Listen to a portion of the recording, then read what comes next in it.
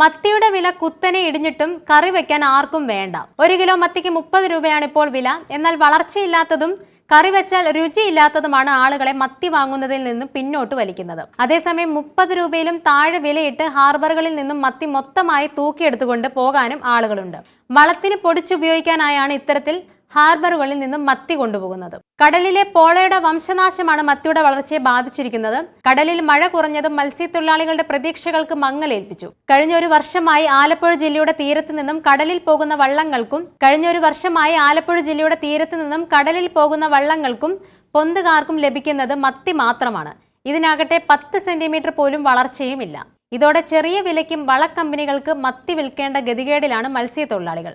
തോട്ടപ്പള്ളി, തുക്കുന്നപ്പുഴ, ആറാട്ടുപുഴ, കരൂർ, പുന്നപ്ര, തുമ്പോളി, ചെത്തി, ചേന്നേലി, അർത്തുങ്കൽ, തൈക്കൽ, പള്ളിത്തോട് തുടങ്ങി ജില്ലയുടെ നാനാഭാഗത്തു നിന്ന് നിരവധി വള്ളങ്ങളും നൂറുകണക്കിന് പൊന്തുകളുമാണ് കടലിൽ ഇറക്കുന്നത്. ഒരു ചെറിയ വള്ളം മത്സ്യബന്ധനം കഴിഞ്ഞ് കരയോടടുക്കുമ്പോൾ 5000 രൂപയോളം ഇന്ധന ചെലവ് വരും. വലിയ വള്ളമാകുമ്പോൾ ഇത് ഇരട്ടിയാകും. 1 കിലോ മത്തി 30 രൂപയ്ക്ക് താഴെ വിലയിട്ടാണ് ഹാർബറുകളിൽ മൊത്തമായി തൂക്കിയെടുക്കുന്നത്. വളത്തിന് പൊടിക്കാനായാണ് ഇവ കൊണ്ടുപോകുന്നത്. മത്തിക്ക് വില ലഭിക്കാത്തത് മൂലം വൻ കടക്കെണിയിലാണെന്ന് വള്ളമുടമകളും തൊഴിലാളികളും പറയുന്നു.